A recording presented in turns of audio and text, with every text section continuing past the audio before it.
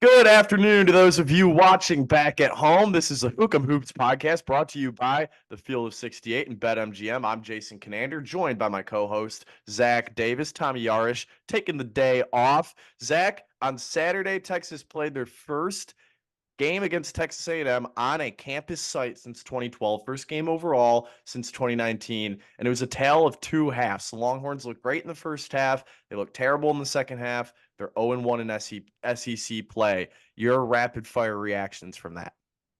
Well, to put it frank, Texas got what I call Buzz Williams. Um, Buzz is that kind of coach where oh, look, I told Tommy Texas will not lead by more than 7 the entire game.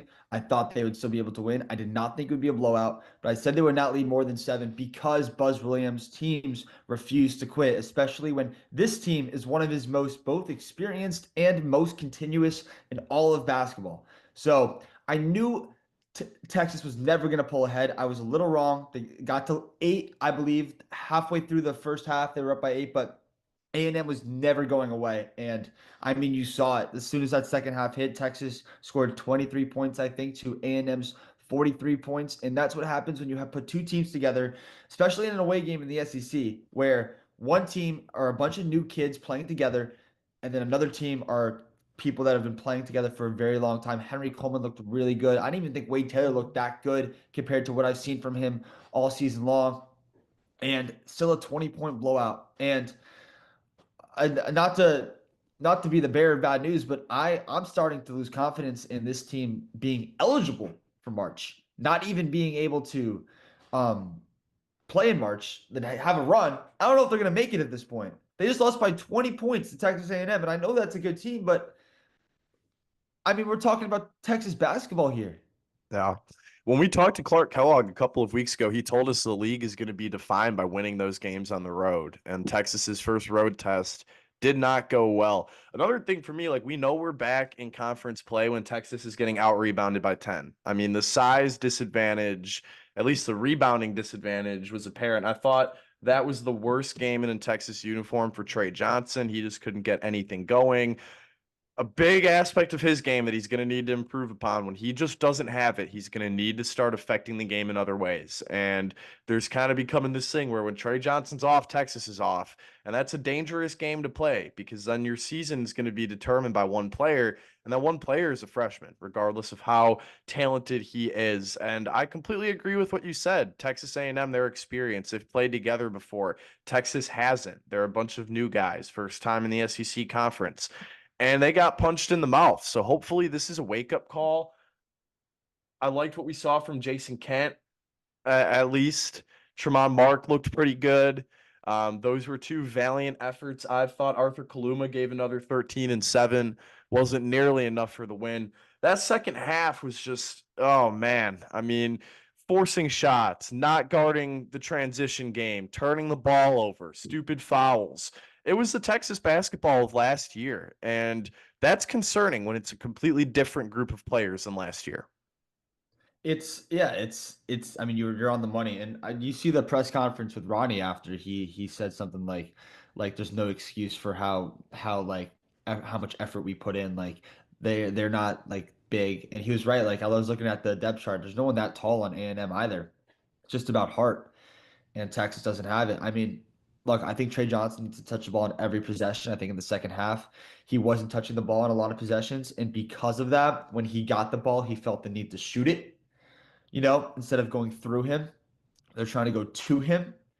And I don't think the whole strategy was the smartest thing. I'm trying to put this in polite words. It's alarming when we're in January and we feel like this team doesn't have an identity, like this team doesn't isn't being led in the way that they should be led. And it's it's what are you gonna do? I mean, look, Texas has 12 quad one games left. They are 0-3 in quad one, but they have 12 quad one games left. They have 5 quad 2 games. As of right now, of course, that can change with the whole quadrant system, but there's so much opportunity for Texas to get these quad wins to prove to the committee that they're March ready. But right now, I mean, losing by 20 points to A&M in your SEC first SEC game ever sucks. Yeah, it sucks. I think that's really the best way to put it. And this will kind of lead as a nice segue into our game preview because you mentioned those opportunities. Texas has their biggest opportunity of the season coming up tonight against Auburn. They're 10.5 point home underdogs. I think that when the Moody Center was built, I'm not sure anyone anticipated that would ever happen. But here we are. Auburn comes to town. It's going to be a absolute bloodbath. But before we get into that game, there's one more aspect of the Texas A&M game that I have to talk about. And again, it serves as a nice segue into that Auburn discussion.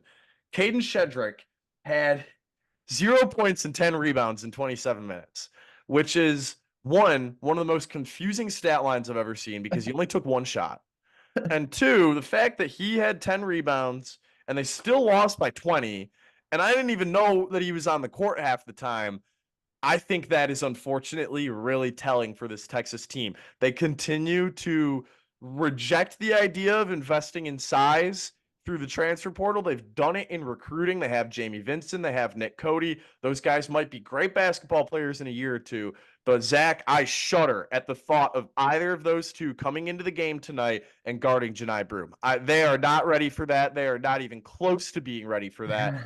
Texas doesn't have an answer for Janai Broome. They didn't have an answer for Pharrell Payne, and they barely had an answer for Henry Coleman. Janai Broome is going to put up godlike numbers tonight unless Texas comes out with some next gen game plan on how to guard the best big man in the country without anything close to an above average big right now. Yeah, I don't even know what you do. I mean, to be fair though, there's not that many teams in the country that can guard the guy. So Texas isn't like on a boat alone with this, but why not give Zarik and Yema more minutes? Why not give Jason Kent more minutes? Why not throw big bodies at Broome, make him play physical ball, tire him out? And that's maybe Arthur Kaluma on him. That might be crazy. I think Arthur Kaluma is a little undersized compared to Janai, but it's yeah, we're talking Auburn here. And the fact that Shedrick had 10 points or 10 rebounds on 0 points and one shot. And by the way, it was a three-pointer. It wasn't even like a jump shot. You Or it didn't wasn't catch like a that. layup. It was a three-pointer. And um yeah, 0 blocks, 3 turnovers.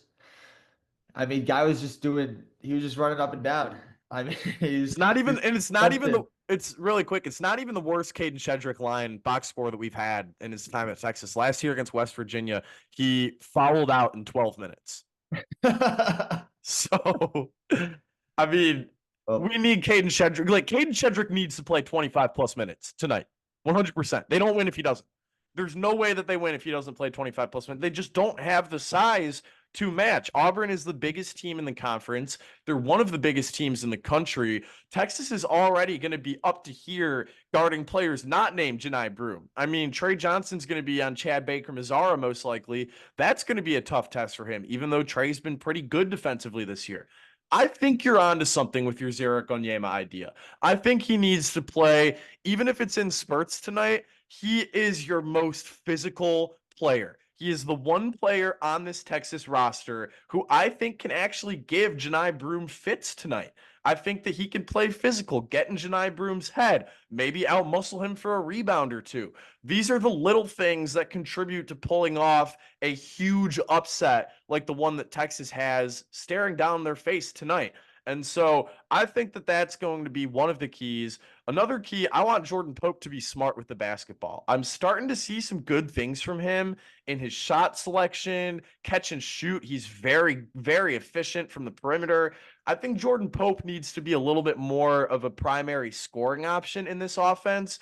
Let's kind of pump the brakes on them needing a facilitator. Everyone needs a facilitator. But when you have 5 guys on the court, someone's going to have to pass the ball. I want to see Jordan Pope take more shots. It's sort of like when Texas 2 years ago, Marcus Carr, they tried to use him as a facilitator. Stop. The guy averaged 20 points per game. He's a shooter. He's going to play his best basketball when you're letting him be free with the ball. I think it's the same thing with Jordan Pope. If you let him be free with the ball tonight, maybe he gets that little microwave going, gives you 20 plus points. That's another aspect of this performance that Texas will need in order to pull off the upset. You need somebody who usually doesn't come through big to come through big for the win. Yeah, 100%. I think Jordan Pope's the X factor tonight.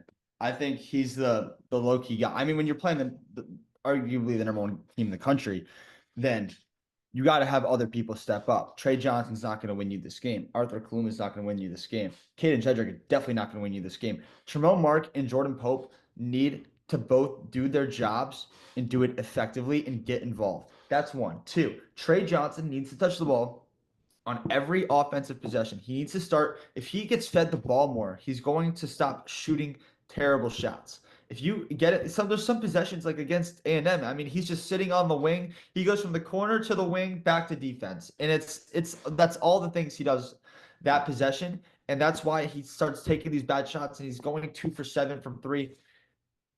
Feed the ball through him. I mean, have you ever seen with Ted Lasso when the striker, I mean, he's asking to be fed through me and not to me. It's like that. Play through him, get him the ball on every possession, and get the ball out wide. It's simple basketball when you have your best player. How much do I know really? But Trey is not touching the ball, and he's a top 5 pick in the NBA draft. And I mean, if you want to beat Auburn, Trey's got to take good shots, and to do that, you got to get him the ball. I am going to fill in for what Tommy would certainly say right around now, and that's that tonight needs to be a big Kendall Weaver game. I mean, his on-ball defense is going to play a massive role tonight. I'm excited to see what he can do guarding Todd Pettiford. Pettiford is another one of those microwave guys. He can get going in an instant, but he's also unsafe with the basketball, and Kendall Weaver can force him into mistakes, force him into some bad shots. Those are the type of things that can turn into 5-point swings, 7-point swings in Texas's direction. Looking at some of the analytics here, Texas's 3 best defenders, Arthur Kaluma, Caden Shedrick, Trey Johnson. Those 3 guys need to be excellent on the defensive end, excellent on the offensive end. In order to win a game like this one, you need your best players to put together a full performance. But for me, I said it before, Zach, Caden Shedrick, he needs to play 20 plus minutes tonight. He needs to take 5 plus shots. Hopefully, none of those are from 3. I don't know. And he actually said this on the field of 68. I've mentioned this before. When he transferred to Texas, he hopped on the field of 68. He made his commitment decision. He said there are things that I wasn't allowed to do at Virginia that I feel like I can do. Everybody knew that he was talking about shooting the 3 ball. Well, I'm here to say I think we understand why Caden Shedrick wasn't really allowed to shoot the 3 at Virginia, because he's just not a 3-point shooter. Texas has 3-point shooters. They have Trey Johnson, Tremont Mark, Julian Larry. Jason Kent hit a 3 against Texas A&M. Arthur Kaluma, when he's not acting like a point guard, can hit a 3. Caden Shedrick, like, his offensive game needs to be limited to the confinements of the paint. And once he does that, opens up his offensive game, he's got a little bit of a bag. I think that Texas can actually score a little bit down low with him and Arthur Kaluma as well. So that's another thing that's going to need to hit. The last big key for me for tonight's game, thwarting the big runs from Auburn. This is an Auburn team. In the blink of an eye, they can put 15 points on you. And Texas is going to need to make those big plays, after missing shots on back-to-back possessions. Can you get that stop when the shot clock is ticking down? In transition, can you make the smart play? Can you force turnovers? Can you make the right pass when you're on offense in transition and just in the half-court game? All these little things are going to accumulate into the final score for Texas. And if they even want to keep this thing close, they are going to have to play mistake-free basketball, their best style of play, which means Trey Johnson is playing his best game, Arthur Kaluma is defending strong, playing stronger on offense, and Caden Shedrick is actually having a role on the offensive side of things because he's a good defender. I mean, if all those things happen, we could be sitting at the under 8 of the second half, and this is a 2-possession game. That right there is best case scenario for me right now. I want to know what your best case scenario is tonight. Best case scenario tonight, Texas loses, but they prove why they can compete in the SEC. When you lose by 20 to A&M, it's things start to doubt, right? Look, and it's because They played 8 games against bottom 25 teams in college basketball. You know, if you look at the top 55 in the net, or the top 50 in the net, Texas is one of 4 people that have played 4 quad 4 games, all one, or 8 quad 1 games, all one of 4 teams who have played 8 quad 4 games. Okay, it's a lot of which is numbers. crazy. But they are the only team of those 4 that have not won a quad 1 game. They are 0-3 in quad 1. Other teams, Maryland 1-2, Georgia I think is 1-3, and then I'm forgetting the third team. They are 1-3. Um, but when you don't play teams for an entire month practically, I mean, the last competitive game was UConn or was it NC State? What was later? It was UConn. UConn, and I they don't know if lost I'd even call that game competitive. I mean, UConn dominated them the entire game. November The 8th. score might not indicate that, but UConn beat them in the mouth. Yep. Yep. Yep. Yep. I was there firsthand. Yep. It's a great way to put it. But that's what happens. I mean, look, they don't play anyone for an entire month. I mean, that was December 8th. It's now January 7th. And now you're going against all quad 1 teams, with quad 2 teams sprinkled in there. It's like, how do you expect to prove yourself? So tonight is all about Texas showing why they can compete, and that's my best case scenario. Don't I can see a world where it happens. I see more universes where it doesn't happen, but we'll see. I agree that there is a universe in where this does happen. This wouldn't be the craziest upset in college basketball history. In my time following Texas basketball, so that would be the last 5+ years, this would be the most shocking win for me. Like if they pull this off against Auburn, net number one, Kempom number one, Torvik number two, AP number one, like this would be a shocking, season changing, honestly a program changing win. Like if they beat Auburn, make this kind of statement. I don't want to talk too much about it because we know it's not likely, but if that does happen tonight, the rhetoric around this Texas basketball program, even with the football season still going on, it's going to shift really, really quickly. And that's an exciting thing to think about. Texas has a lot of work to do in the 40 minutes of play tonight in order to make that a reality. I think that it starts with Caden Shedrick, it ends with Trey Johnson, and it features doing all the little things right. And lastly, Rodney Terry, when your team gives up a 10-point run, 12-point run, because it will happen tonight against Auburn, take the time out. Just take the time out. Trust your coaching, trust your staff, make adjustments, give the kids a breather. It's going to happen tonight. It can't end the game. It just can't end the game. This is going to be a big one for the Moody Center. Goes without saying that we hope it's all filled up, but this is a gauntlet of the SEC schedule. This is like playing Houston in the Big 12 week 2, but this feels even more dangerous than Houston because at least Texas knows that they can play Houston close. You know, Auburn, there's a solid chance that they come in and this game's never close. But that's not what I'm going to predict. I'm going to go with you that I think that Texas loses. I think that this game at half will be a 2-possession game in either direction. I do see a scenario where Texas is up at halftime because they were tied at halftime against Texas A&M. In the second half, this game will be decided. Yeah, basketball game decided in the second half. Look at me, genius.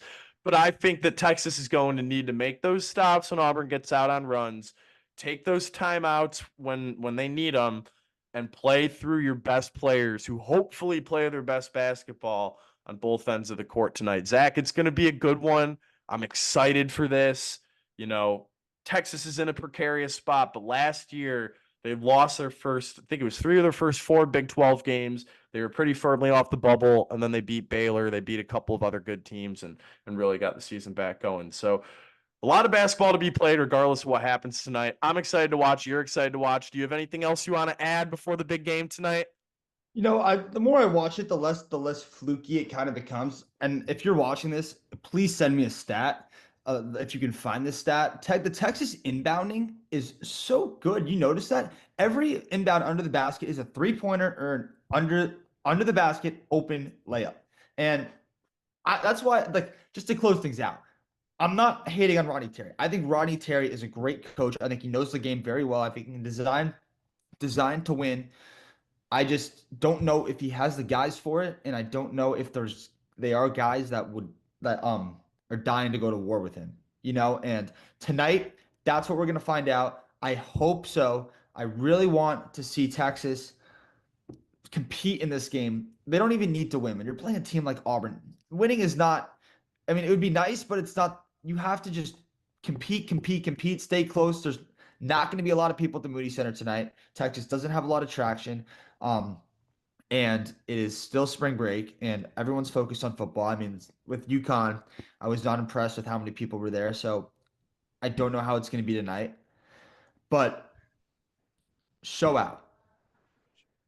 Show out. I mean, want to keep this all the other athletic programs being strong, baseball, volleyball, men's and women's basketball. Got to show out and support those sports. I mean, football's still alive, it's exciting, but I've got more than enough room in my heart for more than just one sports team, and I know all you Longhorns back at home do too. So whether it be driving out to the Moody Center tonight, watching at home, support this team. They need it. They Man, this is going to show some things tonight. I really think that tonight we'll find out if Texas can defend its home court, if they can beat the big dogs, not beat the big dogs, but run with the big dogs in the SEC. And really, if this is a tournament team, if that preseason schedule that I was so hard, or preseason because it looked like a preseason schedule, if that out of conference schedule that I was so hard on, really did not help this team prepare for SEC play. We're going to fully find out tonight. They're going to get punched in the mouth on their home court if that's the case. So I hope not. I hope the next time we talk, we're recapping a big win and program changing, blah, blah, blah, all that. I hope it'll be close-ish. I think Texas loses, but they cover. 10.5 points is a lot. But yeah, I think that'll do it for today's show. Zach, thank you for joining me. We will get together again the next few days, recap this one, and preview the big one this weekend. No sleep in the SEC. Texas will play host to number 2, Tennessee. That'll do it for today's show. On behalf of the Field of 68 and BetMGM, I'm Jason Kinander, joined by Zach Davis. This has been the Hook 'em Hoops podcast.